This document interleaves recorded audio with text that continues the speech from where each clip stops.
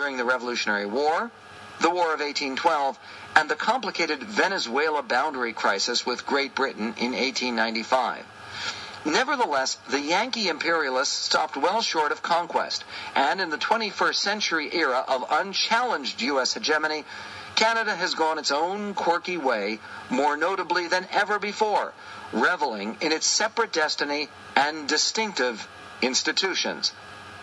The history of U.S. respect for Canada's continued sovereignty hardly comports with the prevailing anti-American cliches that suggest Americans long to impose on all the world the same genocidal approach we deployed against the Indians. Sidebar: not enough tyrannizing. The extension of American power to distant territories and initially hostile cultures never depended on military force alone. In the grueling struggle in the Philippines, for instance, the United States succeeded through generous policies during the occupation as much as through courage on the battlefield. Max Boot describes U.S. efforts in the savage wars of peace. Soldiers built schools, ran sanitation campaigns, vaccinated people, collected customs duties, set up courts run by natives, supervised municipal elections, and generally administered governmental functions efficiently and honestly. 1,000 idealistic young American civilians even journeyed to the Philippines to teach school in a precursor of the Peace Corps. Manuel Quezon, who became the first president of the Autonomous Commonwealth of the Philippines in 1935, once served as a major in Aguinaldo's army and lamented the American kindness that undermined the insurrection. "Damn the Americans," he wailed. "Why don't they tyrannize us more?" Conquest by Americanization, not Americanization by conquest. As to the territories the United States added as part of its ongoing westward expansion in North America, none of these acquisitions followed the normal colonial pattern of invasion and subjugation of hostile native populations. In all cases, America annexed or negotiated for sparsely populated tracts of land in which U.S. settlers had already established flourishing communities. Before the United States acquired West Florida from Spain, or Oregon and Washington from Great Britain, or California, Texas, and the Southwest from Mexico, or even the Louisiana Purchase from France, U.S. citizens had already rushed into these territories and, to some extent, Americanized them. For example, more than 30,000 Americans settled in Texas with the permission of the Spanish colonial and Mexican governments, and by 1835, the time of the War for Texas independence, they outnumbered their Mexican neighbors by at least 8-1. Even the annexation of Hawaii confirmed rather than began U.S. domination. American traders and whalers played a prominent role in the islands beginning in the 1780s, and the arrival of U.S. missionaries in the 1820s led to the rapid spread of Christianity, literacy, and civil institutions. As early as 1854, the native Hawaiian government formally applied to Congress for admission to the Union as an American state, bypassing the normal territorial phase. Because the Hawaiians insisted on joining the Republic as a free state, the slaveholding South blocked their bid for instant statehood. Robert Kagan writes that some 30 years later, Hawaii had become a virtual economic colony of the United States. Hawaiian products sold to the United States, mostly sugar, constituted 99% of all the island's exports, while the United States supplied 3/4 of all Hawaii's imports. American-born settlers, the sons and daughters of missionaries and whalers, had over the years become a dominant economic and political force on the islands.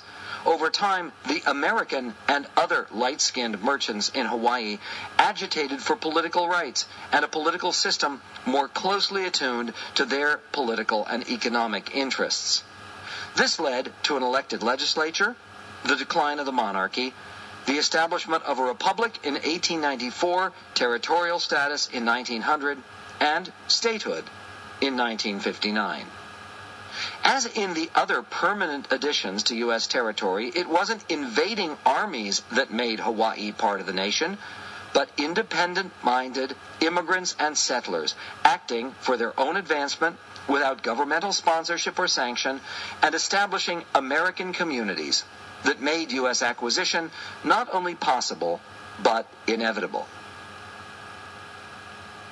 No lust for dominance. The notion of America as liberator of the world animated the Republic and its politics long before the globe-girdling wars of the 20th century. As one-time Jefferson biographer Christopher Hitchens noted in a column on imperialism for Slate, when founders like Alexander Hamilton spoke of a coming American empire, they arguably employed the word in a classical and metaphorical sense, speaking of the future dominion of the continent. By that standard, Lewis and Clark were the originators of American imperialism. Anti-imperialists of the colonial era would not count as such today. That old radical Thomas Paine was forever at Jefferson's elbow, urging that the United States become a superpower for democracy. He hoped that America would destroy the old European empires. As early as 1838, a Jacksonian newspaper called the Democratic Review published a soaring description of America's destined international role that might bring a blush to the cheek of even the most visionary neocon. The far-reaching, the boundless future will be the era of American greatness, the paper wrote. In its magnificent domain of space and time, the nation of many nations is destined to manifest to mankind the excellence of divine principles, to establish on earth the noblest temple ever dedicated to the worship of the Most High, the sacred and the true. Its floor shall be a hemisphere, its roof the firmament of the star-studded heavens, and its congregation the union of many republics, comprising hundreds of happy millions, calling and owning no man master, but governed by God's natural and moral law of equality, the law of brotherhood, of peace and goodwill among men. Otto von Bismarck might boast of building the German Reich on the basis of blood and iron, but the United States consistently viewed its international mission in deeply Christian messianic terms. After deciding on an ongoing American role in the Philippines, President William McKinley granted a White House interview to the General Missionary Committee of the Methodist Episcopal Church. I walked the floor of the White House night after night until midnight, the president revealed, and I am not ashamed to tell you, gentlemen, that I went down on my knees and prayed to Almighty God for light and guidance more than one night. And one night late, it came to me this way. I don't know how it was, but it came, that there was nothing left for us to do but to take them all and to educate the Filipinos and uplift them and civilize and Christianize them, and by God's grace do the very best we could by them as our fellow men for whom Christ also died. And then I went to bed and went to sleep and slept soundly. And the next morning, I sent for the chief engineer of the War Department, and I told him to put the Philippines on the map of the United States. And there they are, and there they will stay while I am president. One can scoff at such naivete and sentimentality, just as many Americans scoffed at the soaring rhetoric of George W. Bush in his second inaugural address, with its promise to eliminate tyranny and promote democracy around the world. Nevertheless, such ideals about the U.S. obligation to less fortunate peoples have always played a role in shaping American policy and mobilizing public support for our most risky and costly international initiatives. The sincerely held notion of an American mission helps to explain the apparent contradictions in the U.S. approach to the world. We're reluctant and embarrassed to pursue raw power for its own sake, but we can be shockingly aggressive, even militant, when it comes to promoting democracy, free markets, and Christianity. Not surprisingly, this restless and sometimes misapplied idealism led to the worldwide categorization of the United States as a very dangerous member of the Society of Nations, In the 1817 phrase of America's ambassador in London, John Quincy Adams, feared and distrusted as much for its ideological and cultural distinctiveness as for its burgeoning power.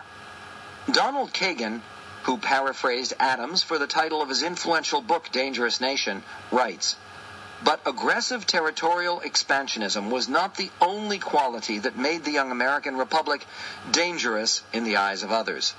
Of equal, if not sometimes greater concern, was the danger posed by America's revolutionary ideology as well as by the way its liberal, commercial society seemed to swallow up those cultures with which it came into contact."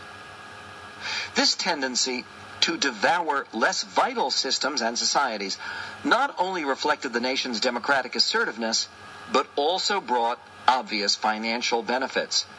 In a fascinating 2007 book called Day of Empire, about the emergence of a succession of hyperpowers, Professor Amy Chua of Yale Law School writes that America built its world dominance not through conquest but commerce, creating an informal empire based on trade and influence. Chua cites economic historian John Steele Gordon, who writes, "If the world is becoming rapidly Americanized, as once it became Romanized, the reason lies not in our weapons, but in the fact that others want what we have and are willing, often eager, to adopt our ways in order to have them too." While the soft power of U.S. culture and corporations ultimately wields more influence than our military strength, America has pursued numerous humanitarian interventions over the centuries that in no way serve either our financial or strategic self-interest. The recent military missions in Haiti, Somalia, Bosnia, and Kosovo brought scant reward to the United States while managing with varying degrees of success to save lives. Nearly a century earlier, the Boxer Uprising shook China and, as Max Boot writes, America joined in a multinational expedition to rescue the besieged legations in Peking, while the Europeans and Japanese participants were determined to carve out their own spheres of influence in China. The United States pointedly committed itself to maintaining free trade for all, the open door. Unlike other dominant powers in world history, the United States today remains less focused on enhancing its own sway than on promoting the stability and institutions that have allowed it to flourish. As Amy Chua concludes, even when the United States invades and occupies other countries, the goal today is never annexation, but at least ostensibly an eventual military withdrawal, leaving behind a constitutional and hopefully pro-American democracy. Energized and enriched by America. The strongest, most direct evidence against the indictment of America as a destructive imperial power comes from a consideration of the progress of those nations most closely involved with the United States. It is no accident that the two nations of East Asia, with the most vibrant economies and the most robust democratic institutions, Japan and South Korea, are precisely those two nations with the most intimate association with the United States and with, in fact, the continued presence of thousands of American troops on their native soil. In the long term, the states and peoples who align themselves with America in world affairs, and even those nations that experienced lengthy American occupations, prospered economically and developed functioning democratic institutions. Just consider the experience of America's Western European allies, and even of our one-time enemies in Germany, Italy, and Japan. The phrase, "the Yanks are coming, the Yanks are coming," featured in George M. Cohan's stirring World War I rabble-rouser, Over There, most often signaled a nation's immediate liberation, and never meant its long-term destruction or conquest. It's also revealing to note the fate of divided nations split between a pro-American segment and an anti-American counterpart. The United States surely deserves credit for the vastly more fortunate circumstances of South Korea over North Korea. According to UN statistics, South Korea boasts a per capita gross domestic product 25 times greater than North Korea's, $25,840 versus $1,007. An astonishing ratio for two neighboring